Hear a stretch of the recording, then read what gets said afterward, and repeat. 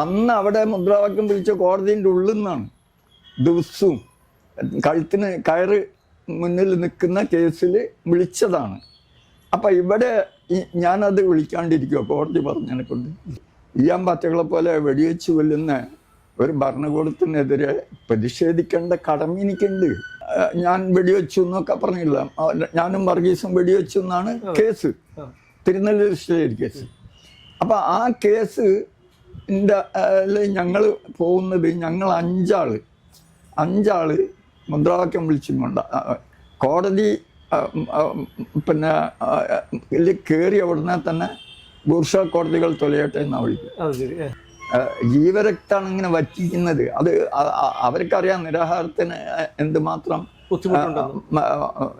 പ്രയാസമുണ്ട്, ഓരോ നിമിഷം എങ്ങനെ കടന്നു പോകുന്നുള്ളത്. അങ്ങനെ അവർ പിന്നെ ചെയ്തിട്ടും പക്ഷേ ഗൗരിയമ്മയും ആ ബിർളനെ കന്നപ്പം പറയുമ്പം കേരളത്തിലെ കുത്തകൾ എന്ന് പ്രഖ്യാപിക്കുന്ന ടാറ്റാ ബിർള ഗോയങ്ക സിംഗാനിയ എന്ന പാട്ട് ഞാൻ 48 മുതൽ കമ്മ്യൂണിസ്റ്റ് നേതാക്കന്മാർ പാടുന്ന കേട്ടാണ്. അതിൽ ആ ബിർളയാണ് പിന്നെയും കുറച്ച് മഹാമനസ്കൃത കാണിച്ചത്. അപ്പം പിന്നെ ആ രീതിയിൽ ഫാക്ടറി ഓപ്പൺ ചെയ്തു. അത് കേരളത്തിന് ആ സമയത്ത് ആവശ്യമായിരുന്നു. അതിനു വേണ്ടിയിട്ട് രക്തം വറ്റിച്ചത് ഞങ്ങളാണെന്നുള്ള ആ ബോധം കേരളത്തിന് അന്ന് തന്നെ കിട്ടിയിട്ടുണ്ട്. അന്ന് പിന്നെ ഈ ബിർളന്റെ പേന്തി വന്നിട്ട് ഇന്നെ കാണണമെന്ന് പിന്നെ സാബുവിനോട് പറഞ്ഞിട്ട് അദ്ദേഹം ആ സെക്രട്ടേറിയറ്റിൽ നിന്ന് അദ്ദേഹത്തിന് കൊടുത്ത മുറിയിൽ നിന്ന് ഇറങ്ങി വന്നിട്ട് എന്നെ പരിചയപ്പെടുത്തി. അദ്ദേഹം എന്നെ കെട്ടിപ്പിടിച്ചിട്ട് പറഞ്ഞു, മിസ്റ്റർ വാസു, നിങ്ങളില്ലായിരുന്നെങ്കിൽ ഞങ്ങൾ ഈ ഫാക്ടറി തുറക്കില്ലേന്. ഇവരുടെ നേതാക്കന്മാരുടെ മുഴുവൻ മുന്നിൽ നിന്ന്. എന്താ വെച്ചാൽ ഞങ്ങൾ മുഖ്യമന്ത്രിയും തൊഴിൽ മന്ത്രിയും വരാൻ കാത്തിരിക്കുകയാണ് അവിടെ സെക്രട്ടേറിയറ്റിൽ വരാന്തയിൽ. ഇവരൊക്കെ കണ്ട് കാണുകയാണ്. എന്നിട്ട് ഇവിടെ വന്നെങ്ങാണ്ട് ഞങ്ങൾ തുറപ്പിച്ചു എന്ന് CIT-കാരും മറ്റേ ഞങ്ങൾ സമരം ചെയ്തിട്ടാണെന്ന് മറ്റു യൂണിയൻകാരും ഒരു സമരം ചെയ്തിട്ടുണ്ടല്ലോ. അപ്പം ഇതൊക്കെ രാജ്യം നോക്കി നിന്നിട്ടുണ്ട്. അപ്പം ആ ഗ്രോനെ അങ്ങനെ കളയണ്ടെന്ന് നാട്ടുകാർ വിചാരിച്ചാണ്. ഞാനത് അറിയുന്നത് പത്രക്കാർ ഇങ്ങനെയൊരു ഗ്രോ വാസു എന്ന് പേര് കണ്ടപ്പോൾ ഞാൻ അറിയുന്നത്. അത് പത്രക്കാരുടെ കൂടി വിദ്യയാണ് അത്. അതുപോലെ ഗോളിയർ മാവൂർ റേവൻസിൽ കൂടിയാണ് ഇന്നത്തെ MP-യും അതിനുശേഷം വ്യവസായ മന്ത്രിയും ഒക്കെ ആയ ഇളമരം കരീമിന്റെ രംഗപ്രവേശം. ഇളമരം കരീം ബഷീറും ഒക്കെ മന്ത്രിമാരാകുന്ന അങ്ങനെയല്ലേ? അദ്ദേഹത്തെ കുറിച്ച് എന്താണ് പറയാനുള്ളത്? അദ്ദേഹം അന്നൊരു തൊഴിലാളിയായി തുടങ്ങിയതാണ്. അതെ, തൊഴിലാളിയായിട്ടെന്ന് പറഞ്ഞാൽ ഏറ്റവും ഗതികെട്ട എന്നുവെച്ചാൽ 4 ദിവസം ഗോളിയർ റേവൻസിൽ ജോലി കിട്ടാൻ വേണ്ടിയിട്ട് പരിശ്രമിച്ച് അത് കിട്ടി. 4 ദിവസമായിരുന്നു അത്. 4 ദിവസം, മാസത്തിൽ 4 ദിവസമായിരുന്നു. 200ഓളം തൊഴിലാളിക്ക്. അത് ഏറ്റവും ചുരുങ്ങിയത് ഒരു 15 ദിവസമാക്കണം എന്ന് പറഞ്ഞിട്ട് അവിടെ ഒരു സമരം നടന്നു. ആ സമയത്താണ് അവരുടെ ഇടയിൽ ജോലി ചെയ്തിരുന്ന പിന്നെ ഇളമരം കരീം അതിൻ്റെ നേതൃത്വം CIT-കാർ അദ്ദേഹത്തിനെ ഏൽപ്പിക്കും. ആ രീതിയിലാണ് അദ്ദേഹം വളർന്നു വരുന്നത്. അപ്പം പിന്നെ അവിടുന്ന് പിന്നീട് അവിടുത്തെ നേതാക്കന്മാരെല്ലാം ഇവിടെ ഇയാളെ കുത്തിയപ്പം അയാൾ ടൗണിലേക്ക് വന്നു. ടൗണിൽ അയാൾ ക്ലച്ച് പിടിച്ചത്. അപ്പം ഈ രീതിയിൽ അയാൾ ഉയർന്നു വന്നതിൽ സന്തോഷം ഒരു പക്ഷെ മറ്റെല്ലാവരുടെ മാതിരി എനിക്കുമുണ്ട്. പക്ഷേ ചെയ്തത് ഒക്കെ ജനങ്ങൾക്ക് മനസ്സിലായി. അതിനെക്കൊണ്ട് കഴിഞ്ഞ ഇലക്ഷനിൽ അത് ബോധ്യപ്പെട്ടല്ലോ എല്ലാവർക്കും. അപ്പം ഞാൻ ഏതെങ്കിലും വ്യക്തികൾ പ്രത്യേകിച്ച് പിന്നെ ഞാൻ വിശകലനം ചെയ്യുന്നില്ല. അതുപോലെ അങ്ങനെ കോടതിയിൽ ഹാജരാക്കാൻ കൊണ്ടുവന്നപ്പോൾ പോലും, അവസാനമായി അറസ്റ്റിലായി കോടതിയിൽ ഹാജരാക്കാൻ കൊണ്ടുവന്നപ്പോൾ പോലും തൊപ്പിക്കൊണ്ട് അങ്ങയുടെ മുഖം മറയ്ക്കുന്നു, വാ പൊത്തിപ്പിടിക്കുന്നു എന്നൊക്കെയുള്ള, അത് വളരെ കേരളത്തെ വേദനിപ്പിച്ച ഒരു സംഭവമാണ്. അപ്പോൾ അതല്ലേ എന്താ പ്രശ്നം വെച്ചാൽ അവിടെ അവർ വല്ലാതെ പോലീസുകാരും അങ്കലാപ്പിലായി. പ്രശ്നം എന്താണെന്ന് വെച്ചാല് പോലീസുകാർ പിന്നെ ഇന്നെ ഉപദ്രവിച്ചില്ല. കാര്യങ്ങൾ എന്താ പോയതെന്ന് വെച്ചാൽ കോടതി പിന്നെ മുദ്രാവാക്യം വിളിക്കരുതെന്ന് പറഞ്ഞു. കോടതി മുദ്രാവാക്യം വിളിക്കരുതെന്ന് പറഞ്ഞാൽ ഞാൻ വിളിക്കാണ്ടിരിക്കുമോ? കോടതി അപ്പോൾ ഞാൻ കോടതിയിൽ നിന്ന് പുറത്തിറങ്ങിയ പാടെ മുദ്രാവാക്യം വിളിച്ചു. ഈ രീതിയിൽ അവരാകെ അമ്പരന്ന് എന്നുവെച്ചാൽ ഇത്രയും ശക്തമായിട്ട് അവരെ വിമർശിക്കുകയും ഇന്നെ വാണിംഗ് ചെയ്യുകയും ചെയ്തിട്ടുള്ള കാര്യത്തിൽ അപ്പോൾ തന്നെ കോടതിൻ്റെ വാതിൽ പുറത്തിറങ്ങിയ പാട് ഞാൻ പിന്നെ തൂക്കുമരത്തിലേറാവുന്ന കേസായിരുന്നു തലശ്ശേരിയിൽ. ആ കേസ് പിന്നെ ഞാൻ വെടിവെച്ചു എന്നൊക്കെ പറഞ്ഞില്ല, ഞാനും വർഗീസും വെടിവെച്ചു എന്നാണ് കേസ്, തിരുനെല്ലൂർ സ്റ്റേറ്റ് കേസ്. അപ്പം ആ കേസ് ഞങ്ങൾ പോകുന്നത്, ഞങ്ങൾ അഞ്ചാള് മുദ്രാവാക്യം വിളിച്ചുകൊണ്ട് കോടതി പിന്നെ കയറിയ ഉടനെ തന്നെ ബൂർഷ കോടതികൾ തൊലയട്ടെ എന്നാണ് വിളിക്കുക. ആ കേസ് ഞാനും ചോമനും വാദിച്ചിട്ടില്ല. ഞാനും ചോമനും കേസിന് ഒരു സ്റ്റേറ്റ്മെന്റ് കൊടുക്കുക. ഇത് എൻ്റെ പേരിൽ 302 പിന്നെ എന്തായിരിക്കും വാദിച്ചില്ലെങ്കിൽ സ്ഥിതി? കേരളത്തിൽ അങ്ങനെ ഒരു കേസ് 302 വെച്ച ഒരു കേസ് വാദിക്കപ്പെടാത്ത ഒരു ചരിത്രമല്ല. ഇതൊന്നും ലോകത്തോട് പറഞ്ഞിട്ടില്ല നമ്മളെന്ന് പറഞ്ഞു. അപ്പം ആ രീതിയിൽ അന്ന് അവിടെ മുദ്രാവാക്യം പിടിച്ച കോടതിൻ്റെ ഉള്ളിൽ നിന്നാണ് ദിവസവും കഴുത്തിന് കയറ് മുന്നിൽ നിൽക്കുന്ന കേസിൽ വിളിച്ചതാണ്. അപ്പം ഇവിടെ ഞാനത് വിളിക്കാണ്ടിരിക്കുമോ? കോടതി പറഞ്ഞതിനെ കൊണ്ട് പോലീസുകാർ കഴിഞ്ഞു. ഇത് പെട്ടെന്ന് ഈ ഇവരുടെ കോടതിൻ്റെ വിമർശനമൊക്കെ കേട്ട് പുറത്തേക്ക് വരലും ഞാൻ മുദ്രാവാക്യം വിളിക്കലാണ്. അപ്പോഴ് എന്ത് ചെയ്യണമെന്ന് അവർ ആകെ അങ്കലാപ്പിലായി. അവരെനിക്ക് ചായയൊക്കെ വാങ്ങി തരലുണ്ട്. ഈ പോലീസുകാരെല്ലാം തന്നെ ഇനി അറിയുന്നവരല്ലേ, കോഴിക്കോട്ടുള്ള പോലീസുകാരല്ലേ, അവരെല്ലാം എന്നോട് വളരെ നല്ല രീതിയിൽ പെരുമാറിയിട്ടുണ്ട്.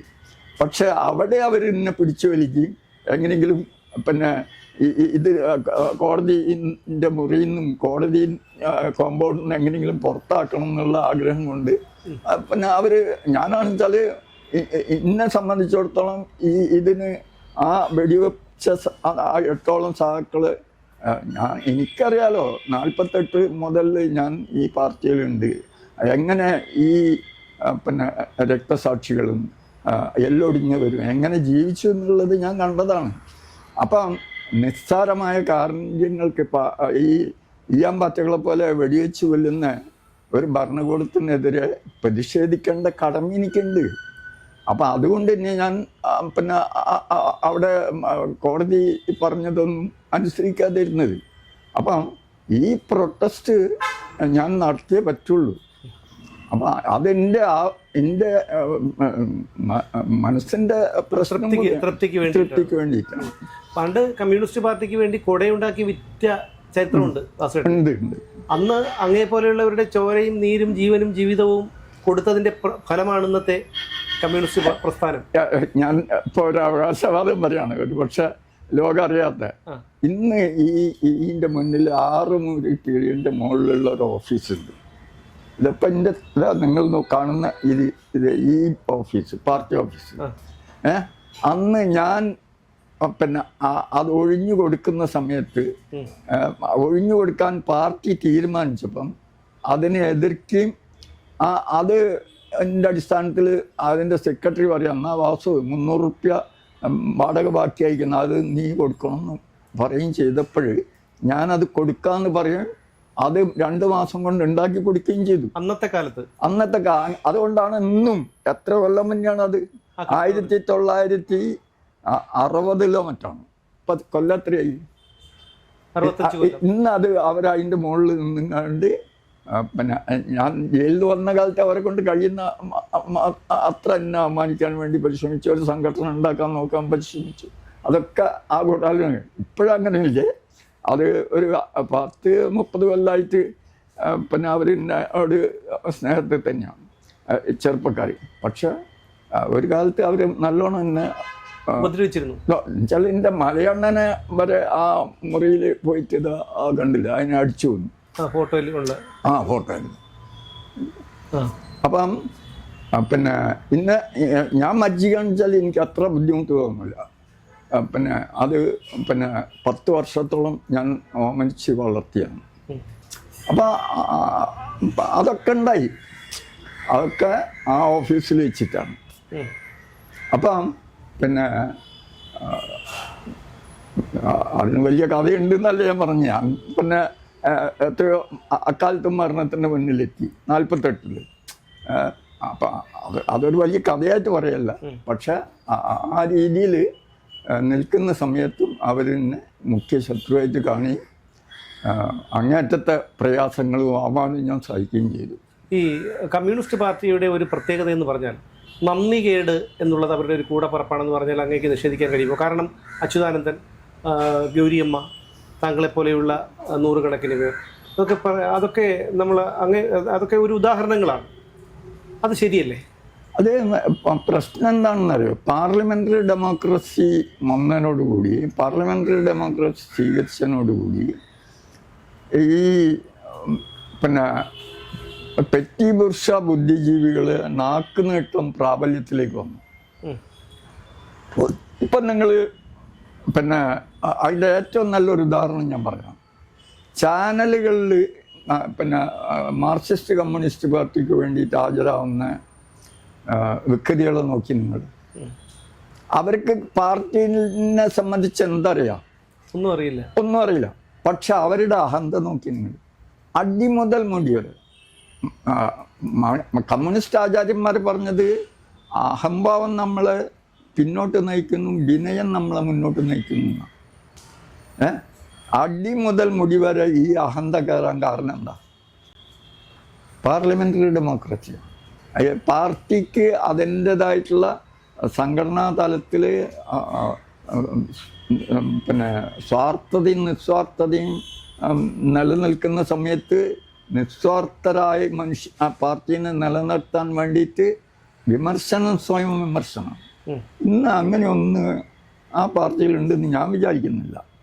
അതിന് ഒരു കാരണം എന്ന് പറയുമ്പോൾ, പ്രധാന കാരണം എന്ന് പറയുന്നത് ഈ പിണറായി വിജയനെ പോലെയുള്ള, എന്തുകൊണ്ടാണ് അദ്ദേഹത്തിന്റെ പേരെടുത്ത് പറയുന്നു എന്ന് ചോദിച്ചാൽ, ഒരിക്കലും ഒരു കമ്മ്യൂണിസ്റ്റുകാരനെ യോജിക്കാത്ത പ്രവൃത്തികൾ അദ്ദേഹം പറയുന്നതൊന്ന്, പ്രവർത്തിക്കുന്നത് മറ്റൊന്ന് എന്നുള്ളൊരു തരത്തിലേക്കാണ് അദ്ദേഹത്തിനെ പറ്റി പറയുന്നത്. എന്തുകൊണ്ടാണ് അത്തരം അദ്ദേഹത്തെക്കുറിച്ചുള്ളൊരു അഭിപ്രായം?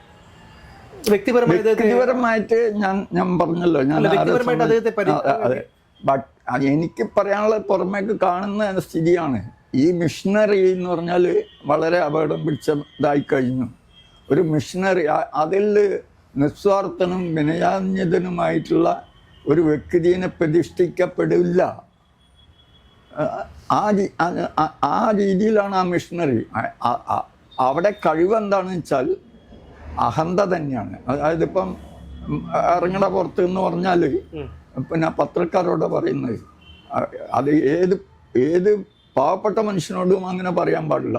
സ്വന്തം വീട്ടിലേക്ക് വന്നാൽ, ഇതെവിടെ എൻ്റെ വീട്ടിലേക്ക് ഏത് കുട്ടികൾ കയറി വന്നാലും ഞാൻ എണീറ്റ് നിൽക്കും, ഒരു കസാല വലിച്ചിട്ടതിന് ശേഷം ഇരുന്നതിന് ശേഷം അവരോട് സംസാരിക്കാറുള്ളൂ.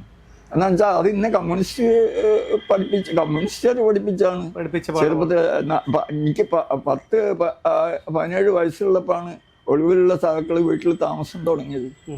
അത് എങ്ങനെ പെരുമാറണം, എങ്ങനെ സമൂഹത്തിൽ പെരുമാറണം, എങ്ങനെ സ്ത്രീകളോട് പെരുമാറണം, ഇതിനൊക്കെ ഒരു മാതൃകകളുണ്ട് എനിക്ക്.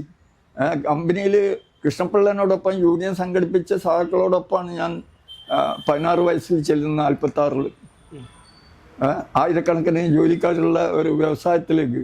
ആ കമ്പനിയിൽ മാത്രം 550ഓളം നെയ്ത്തുകാരുണ്ട്, 200ഓളം ഹെഡ് ഓഫീസ് വർക്കേഴ്സ് സ്റ്റാഫ്, 50ഓളം ഫാക്ടറി സ്റ്റാഫ്. ഇങ്ങനെയുള്ളൊരു വലിയ സ്ഥാപനത്തിലേക്ക് ഞാൻ അവിടെ യൂണിയൻ ആദ്യമായിട്ട് സംഘടിപ്പിക്കുന്നത് കൃഷ്ണപിള്ളയാണ്. അദ്ദേഹത്തോടൊപ്പം യൂണിയൻ സംഘടിപ്പിച്ചിട്ടുള്ള ഉണ്ണീരിക്കുട്ടി വൈദ്യർ, മറ്റതുപോലുള്ള വലിയ സഹാക്കളോടൊപ്പമാണ്. അവരാണ് എന്നെ വളർത്തുന്നത്. അതാണ് എൻ്റെ സർവകലാശാല. ഇവരുടെ സർവകലാശാല അല്ല. അതല്ല, അത് രണ്ടും തമ്മിൽ വ്യത്യാസമുണ്ട്.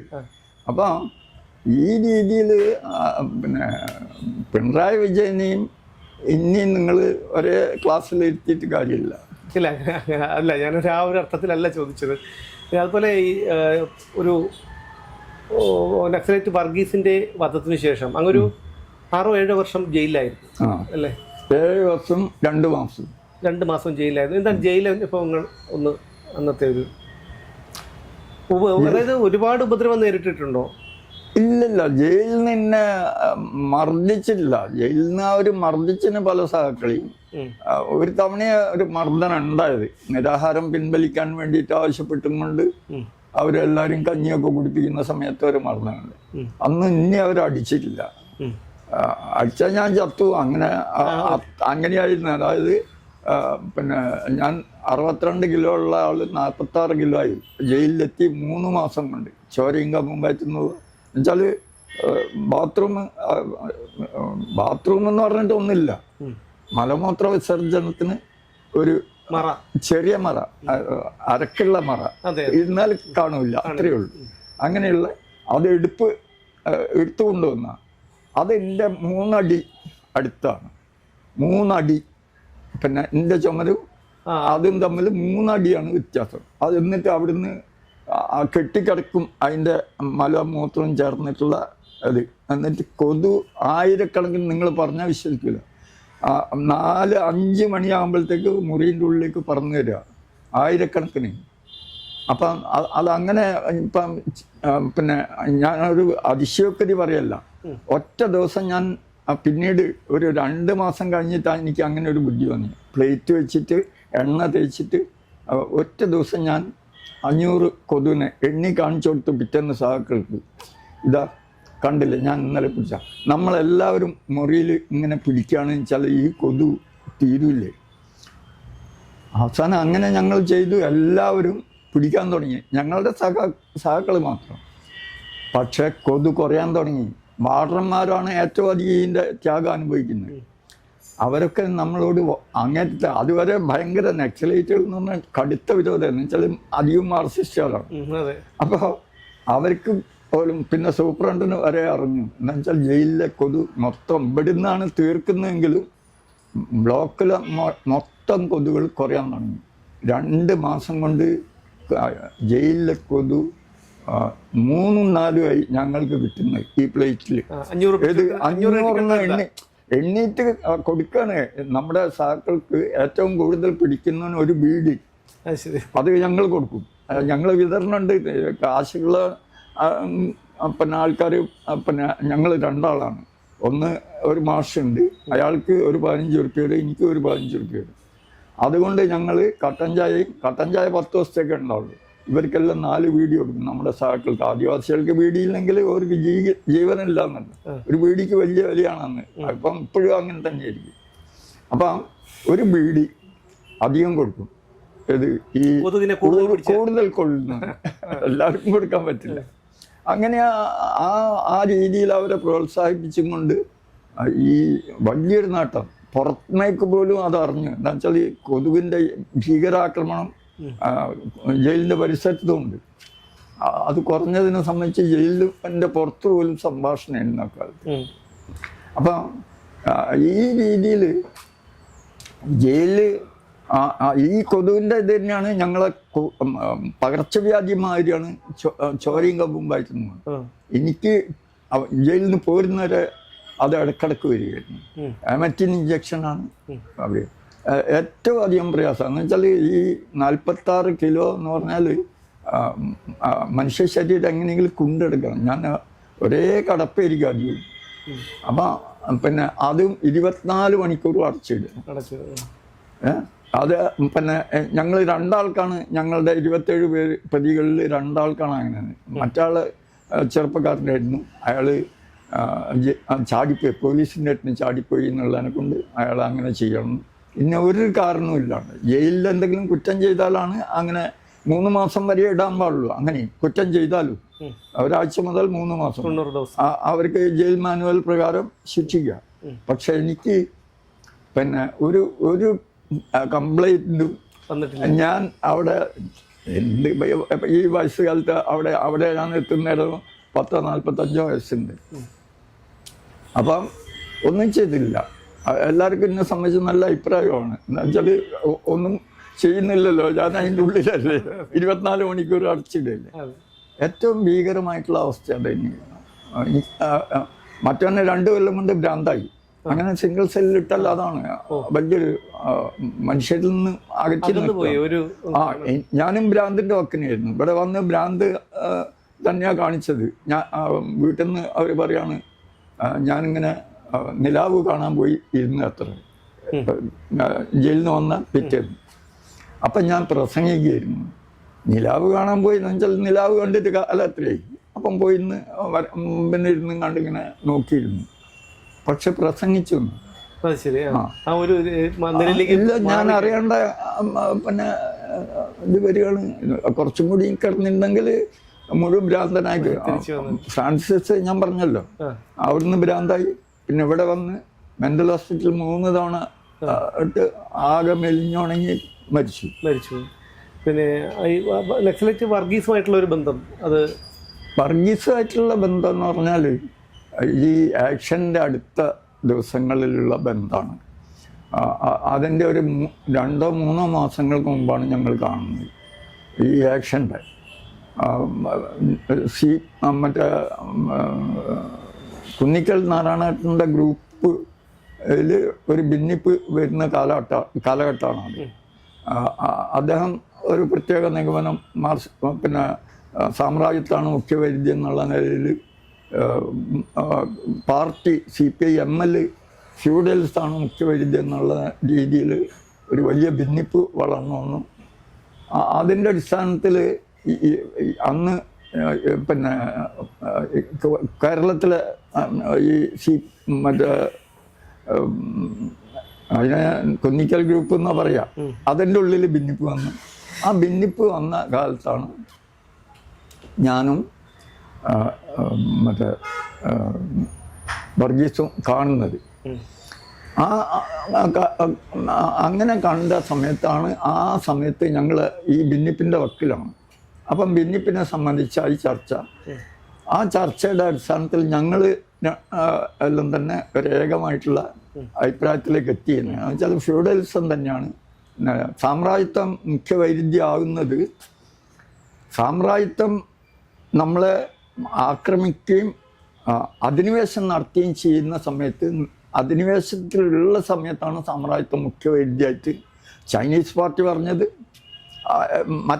ഏതൊരു ഫ്യൂഡൽ രാജ്യങ്ങൾക്കും ബാധകമാവുന്ന അങ്ങനെ തന്നെയാണ്.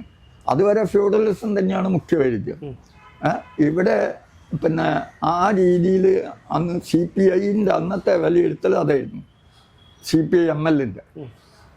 അപ്പം അതിന് വിരുദ്ധമായിട്ടാണ് നാരായണേട്ടൻ കണ്ടത് സാമ്രാജ്യത്വമാണ് മുഖ്യവൈരുദ്ധ്യം. അന്ന് സാമ്രാജ്യത്വം പോയിരിക്കുകയാണ്, ബ്രിട്ടീഷുകാർ പോയതാണ്. വേറൊരു സാമ്രാജ്യത്വത്തിൻ്റെ അധിനിവേശത്തിലല്ല നമ്മൾ.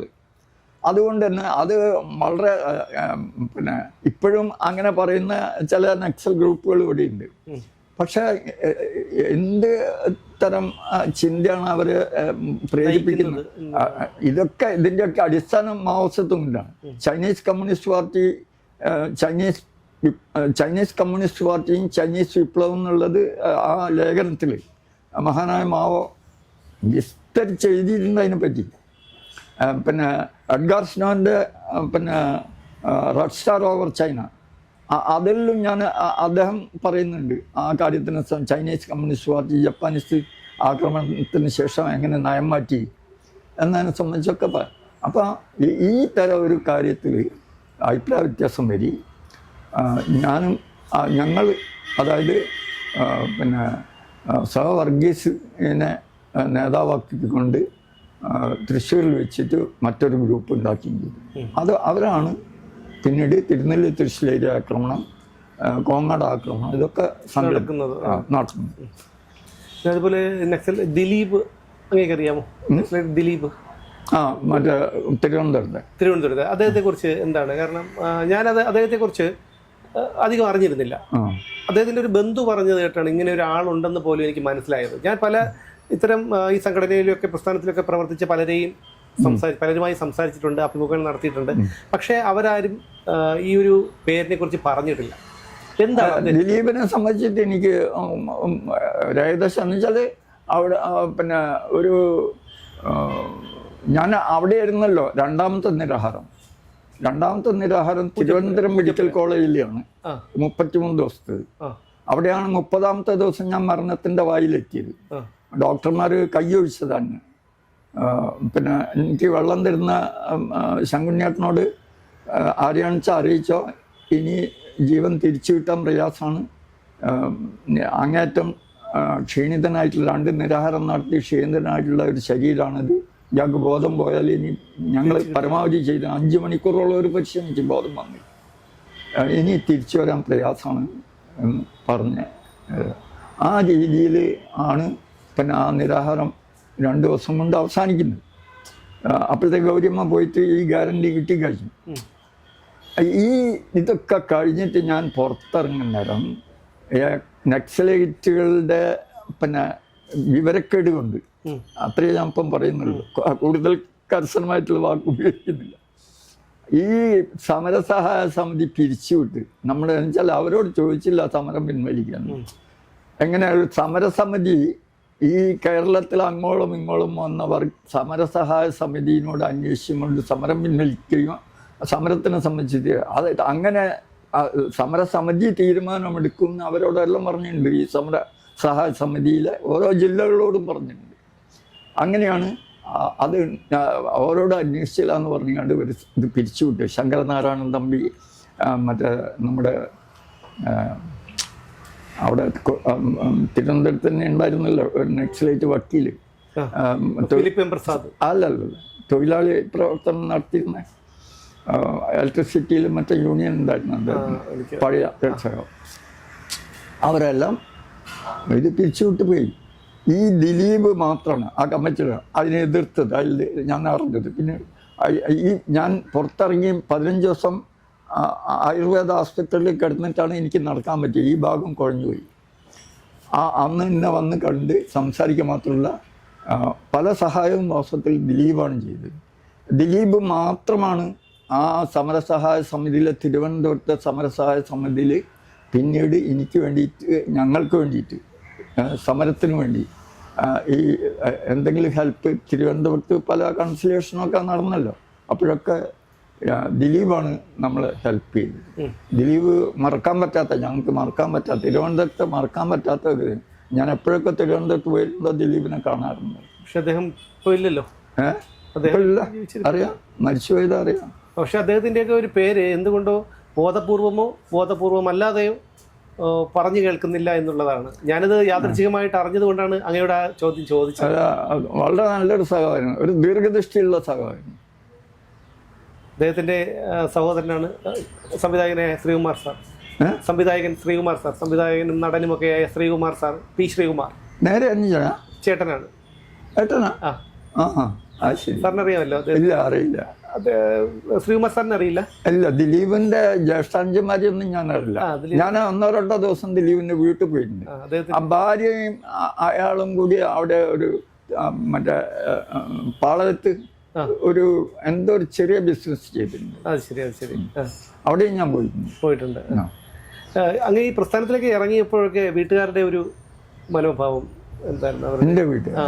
എൻ്റെ വീട്ടുകാരെ സംബന്ധിച്ചിട്ട് ഒരു പ്രശ്നം ഉണ്ടായിരുന്നില്ല. എന്ന് വെച്ചാൽ അച്ഛൻ പിന്നെ അവിടുത്തെ വലിയൊരു പിന്നെ ജില്ലാ പ്രസിഡൻ്റായിരുന്ന ബാലഗോപാലിൻ്റെ പ്രധാന അനുയായിയായിരുന്നു. പിന്നെ അദ്ദേഹം KPCC മെമ്പർ വരെ ആയില്ല. സുജനപാലിൻ്റെ അച്ഛൻ. അദ്ദേഹം എന്തെങ്കിലും കാര്യം ചെയ്യണമെന്ന് വെച്ചാൽ അച്ഛനാണ് സഹായി.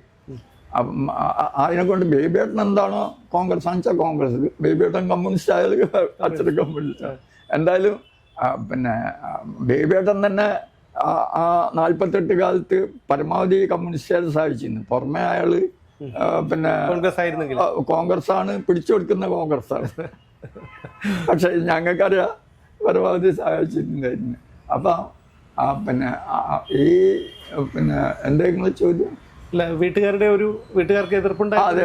അപ്പം ഈ വീട്ടിലേക്ക് ഞാൻ ആദ്യം 48 ഒളിവിലുള്ള സഹോദരിയായിട്ട് ചെന്നപ്പം ഒളിവിലുള്ള ആളാണെന്ന് അറിഞ്ഞതിനോട് കൂടിയിട്ട് അമ്മ 3 ദിവസത്തേക്ക് ഉറങ്ങിയില്ല. പക്ഷെ പിന്നെയൊക്കെ പരിചയമായി. ഇവന്മാരെല്ലാം സോപ്പിടുന്നവരാണല്ലോ അന്നത്തെ അങ്ങേറ്റം വിനയാന്യതരായിട്ടുള്ള കമ്മ്യൂണിസ്റ്റുകാരിലെ. കുമാരൻ മാസ്റ്ററാണ് അന്നത്തെ കോഴിക്കോട് ജില്ലേൻ്റെ സെക്രട്ടറി.